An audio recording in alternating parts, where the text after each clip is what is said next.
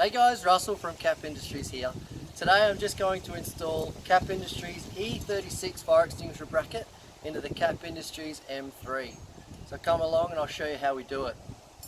The tools that you'll need is just a 16mm socket and a couple of small spanners to utilise the hardware of the extinguisher to install your cage to the bracket.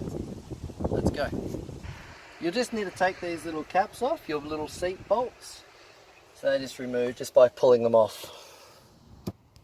And then just take the two seat nuts off.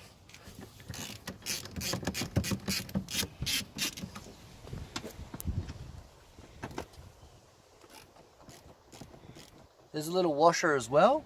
You just take that off as well and hold them just in the front. The extinguisher has a lot of slots, so you can move the extinguisher anywhere you like so that it doesn't interfere with any seat movements, and you can use any extinguisher really. I use and sell these ones with twin straps. I just find them to be really safe and really good. So I'll just look for a spot now where it sits and place it in a spot that looks really nice and even. Probably about there, right where it's marked already.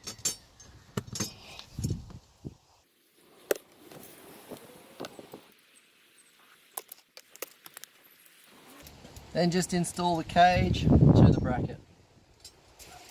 Then slip it in, do your nuts up, you're done.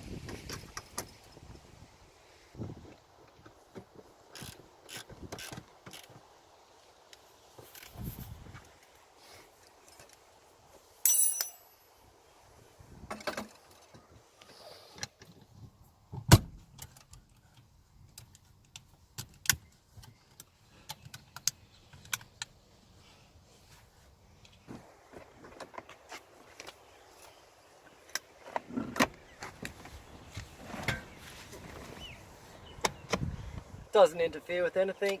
You have heaps of room for your feet and anything you want to store in front. I usually have the seat about here. Perfect.